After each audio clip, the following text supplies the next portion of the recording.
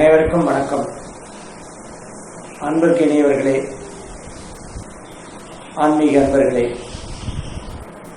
இது ஆவணி மாதத்தினுடைய சிறப்புகளும், ஆவணி மாதம் அப்படிங்கிற தமிழ் மாதம் சிரவண மாதம் அப்படின்னு சொல்லுவாங்க, சிம்ம மாதம் அப்படின்னு சொல்லுவாங்க. 17/8/2025 முதல் 16/9/2025 வரை உண்டான ஒரு அருமையான மாதம். சூரியன் ஆட்சி செய்யக்கூடிய மாதம், விநாயகர் சதுர்த்தி இருக்கக்கூடிய மாதம். சதுர்த்தியிலிருந்து ஒரு 10 நாள் கழித்து மகாலயபட்ச பௌர்ணமி, மகாலயபட்சம் ஆரம்பிக்கக்கூடிய மாதம். இந்த வருஷத்தில் ஆவணி மாசத்துல மிகுந்த சிறப்பு ஒன்னே ஒன்று, அது விநாயகர் சதுர்த்தி. இந்த விநாயகர் சதுர்த்தி 20 10 ஆவணி 11. ஆவணி 10 செவ்வாய்க்கிழமை அன்னைக்கு ஆலயங்களில் இந்த சதுர்த்தி இருக்கக்கூடிய நேரத்தில் இந்த சதுர்த்தி பூஜைகள், ஹோமங்கள், அபிஷேகம் எல்லாம் நடைபெறும். வீடுகளில் அடுத்த புதன்கிழமை வீடுகளில் விநாயகர் சதுர்த்தி கொண்டாடப்படும். இது பஞ்சாங்கத்தில் கொடுத்துருக்கக்கூடியது. ஆனால் பொதுவாக நம்ம என்ன பண்ணுவோம் அப்படின்னா, சுக்லபட்ச சதுர்த்தினாவே காலை தான். அதனால் காலையில் சதுர்த்தி இருக்கக்கூடிய நேரம் அந்த 27/8/2025 புதன்கிழமை அனைவரும் விநாயகர் சதுர்த்தியை கொண்டாடுங்கள். கஜானனம் பூத கணாதிசேவிதம் கவித்த ஜும்போ வளசாரவிச்சிதம் உமாதுதம் தோக விநாச காரணம் நமாமி விக்னேஸ்வரபாத பங்கஜம். விநாயகனே வல்வினையே வேறறுக்க வல்லான், விநாயகனே வேட்கை தனிமிப்பான், விநாயகனே விண்ணிற்கும் மண்ணிற்கும் நாதனுமாம் தன்மையினால் கண்ணிற் பணிவின் கணிந்து. அந்த வகையில் விநாயகரை போற்றி விநாயகர் சதுர்த்தியை கொண்டாடுவோம்.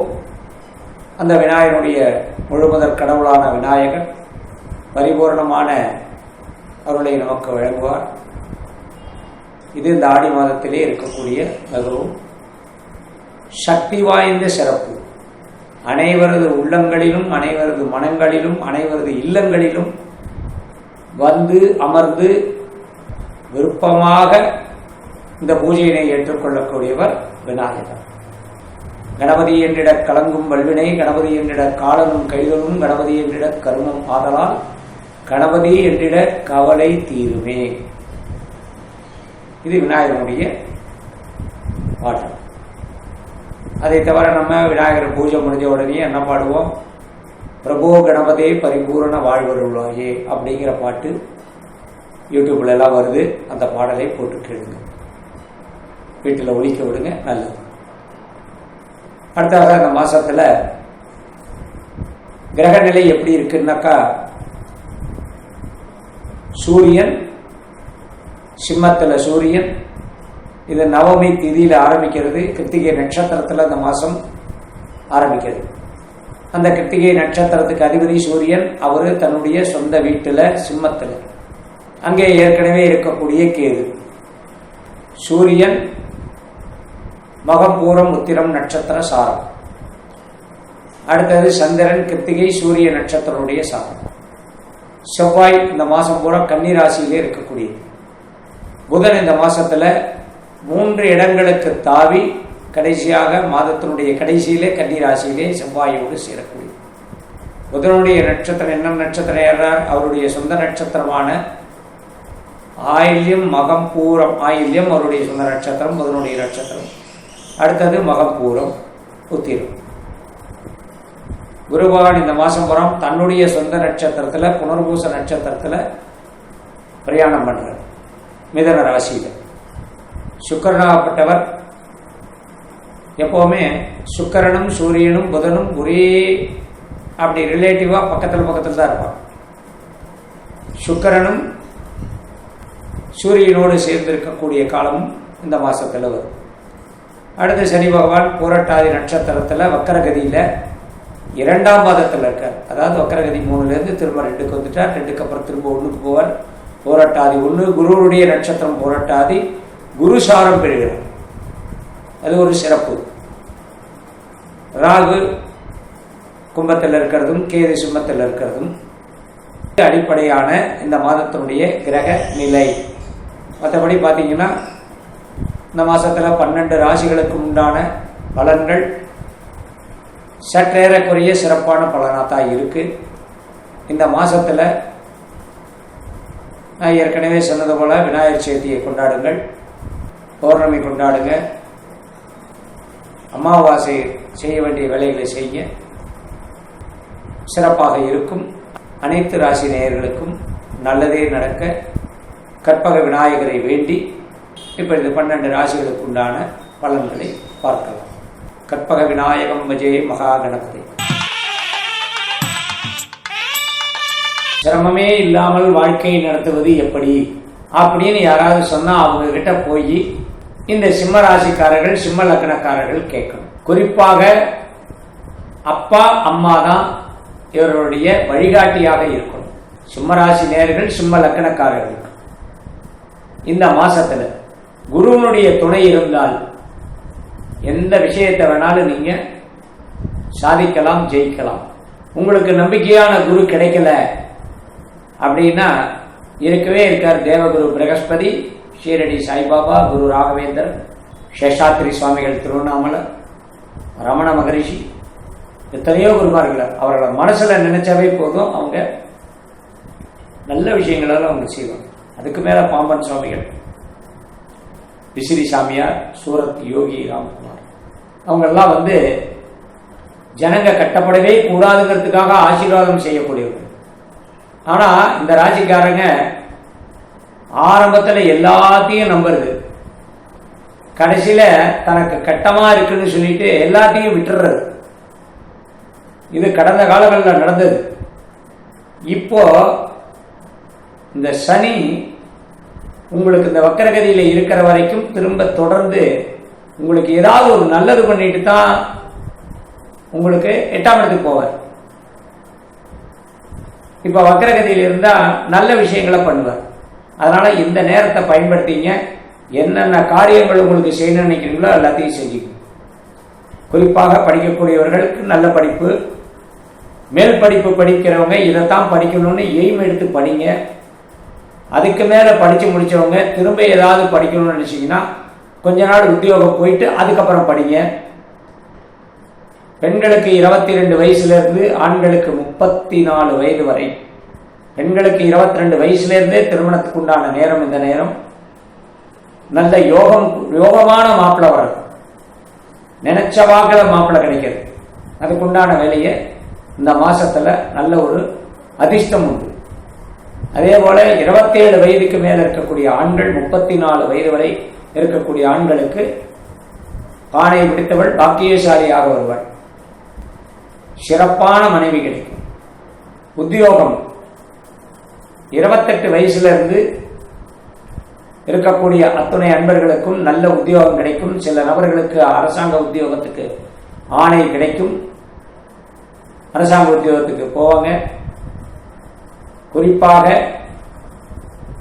இந்த ராசிக்காரர்கள் எந்த முயற்சி பண்ணாலும் அரசாங்கத்துக்கு பரீட்சை எழுது கொண்டதெல்லாம் பண்ணீங்கன்னா இப்ப இந்த நேரத்தில் எது வந்தாலும் நீங்க அப்ளை பண்ணிடணும். அதே போல நல்ல படித்தவர்களுக்கு கம்பெனியில நல்ல வேலை கிடைக்கும். சாதாரண வேலைக்கெல்லாம் போகணுன்ற அவசியமே கிடையாது. நீங்க எதிர்பார்த்த வேலை கிடைக்கிற வரைக்கும் காத்திருக்கலாம். வியாபாரம் செய்யக்கூடியவர்கள் கொஞ்சம் ஏதாவது சிக்கல் இருக்கு, ஏன்னா சனி வக்கரகதியில் இருக்கு. வக்கரகதி இருந்தால் அது 6ஆம் இடத்து பலனை கொடுக்குற மாதிரி. அப்போ நல்லது செய்யும். ஏதாவது சிக்கல் இருக்குன்னா உங்களுக்கே அதனுடைய ஐடியா டெவலப்மெண்ட் மாற்றி யோசிச்சு கடன் வாங்கணுமா இல்லை வியாபாரத்தை வேற மாதிரி கொண்டு போகணுமா அப்படிங்கிற மாதிரிலாம் இந்த மாசத்துல நீங்க முடிவு பண்ணணும். இது தொடர்ந்து அது நடைமுறையில் இருந்தால் உங்களுக்கு நல்ல லாபம் கிடைக்கும். அதே போல வியாபார நிறுவனத்தை இடத்தை மாற்றக்கூடிய மாதம் இந்த மாதம், இன்னும் வரக்கூடிய மாதங்கள். இந்த இடம் சரியில்லை, கம்மியாக தான் வருமானம், கம்மியாக தான் வியாபாரம் நடக்குது, அடுத்த இடத்துக்கு போயிட்டோம். அதே போல் போட்டி இருக்கக்கூடிய இடத்துல தான் உங்களுக்கு நல்ல பேர் கிடைக்கும். உதாரணத்துக்கு நீங்கள் ஒரு செல்ஃபோன் பழுது பார்க்கும் கடை வச்சுருக்கீங்க, மொபைல் சர்வீஸ் ஸ்டேஷன். உங்களுக்கு பக்கத்தில் எந்த கடையும் இல்லை, நீங்கள் மட்டும் தான் இருக்கீங்க. அப்போது அந்த இடத்தை தேடி வர்றவங்களுக்கு மட்டும்தான் அந்த இடம். அதே பக்கத்தில் இன்னொரு கடை உங்களுக்கு வந்துருச்சுன்னா அந்த கடையில் போகிறவங்க அதுக்கு முன்னாடியே உங்கள் கடைக்கு வரதுக்கு வாய்ப்பு இருக்குது. அதனால தான் ஒரு ஏரியாவில் ஒரு தொழில் ஆரம்பித்தா அது வரிசையாக எல்லாரும் வைக்கிறதுக்கு காரணம் அதுதான். அது போட்டி இருக்கணும், வராமதான் இருக்கக்கூடாதுன்னு சொல்லுவாங்க. பக்கத்து கடைகள் இருந்தாலும் அது போட்டி தான். அவங்க 10 ரூபாய்க்கு செய்கிற வேலையை நீங்கள் 8 ரூபாய்க்கு செஞ்சு கொடுக்கலாம். நீங்கள் 8 ரூபாய்க்கு செய்ய வேண்டிய வேலையை அவங்க 8 ரூபாய்க்கு செஞ்சு கொடுக்கலாம். இது ஏறக்குறைய ஒரு அட்ஜஸ்ட்மெண்ட் பிஸ்னஸ் தான். அதனால தான் ஒரு கடையில் எங்கும் கிடைக்காது, காண கிடைக்காத விலை, கிடைக்காத விலை அப்படிலாம் போடுவாங்க. குரு நல்ல இடத்துல இருக்கார், சனி நல்ல விஷயத்தில் இருக்கார், சுக்கிரன் கூட வராரு, புதன் அதிகமான பிரயாணங்கள் 12 உங்கள் ராசி, அடுத்த 2ஆம் ராசி அப்படின்னு சொல்லக்கூடிய இடங்களுக்கு போகிறார். அதனால எல்லா வகையிலும் எல்லா காரியங்களும் சிறப்பாக இருக்கும். ஒரு 40 வயதுக்கு மேலே இருக்கக்கூடியவர்கள் மகனுக்காக, மகளுக்காக, குழந்தைகளுக்காக சில சொத்துக்களை வாங்குவதற்கு நல்ல ஏற்ற நேரம் இது. ரொம்ப நாளாக சர்ச் பண்ணிருக்கீங்க, இப்போ அது முடிவாயிடும். அதே போல கடன் வசூலாகும். புதியதாக கடன் கொடுக்கக்கூடாது. தொழில் ரீதியாக இருந்தாலும் சரி, கைமாத்துங்கிற முறையில் இருந்தாலும் சரி. 50 வயதுக்கு மேலே இருக்கக்கூடியவர்கள் ரொம்ப ரொம்ப ஜாக்கிரதையா இருங்க. குடும்பத்துக்காக மட்டும் உங்களுடைய உழைப்பு இருக்கட்டும், அடுத்தவங்களுக்காக வேண்டாம். கம்பெனியில் உழைச்சி அதில் வரக்கூடிய அந்த பெனிஃபிட்ஸை குடும்பத்துக்காக. அனாவசியமாக நீங்கள் தவறான பழக்கத்துக்கு போக வேண்டாம். இந்த டாஸ்மாக் அப்படிங்கக்கூடிய குடிக்க அடிமையாகாதீங்க. ஏன்னா இந்த ராசியில் குறிப்பாக சிறு வயதை விட அதிகமான வயது இருக்கிறவங்க தான் இதில் அதிகமாக அதில் ஈடுபாடு காண்பாங்க. ஏன்னா கேது உட்காந்துருக்க 7ஆம் இடத்துல ராகு இருக்கார். அதனால அந்த விஷயத்தை தவிர்க்கிறது நல்லது. நான் எல்லாரும் அதில் இருப்பாங்கன்னு சொல்லலை.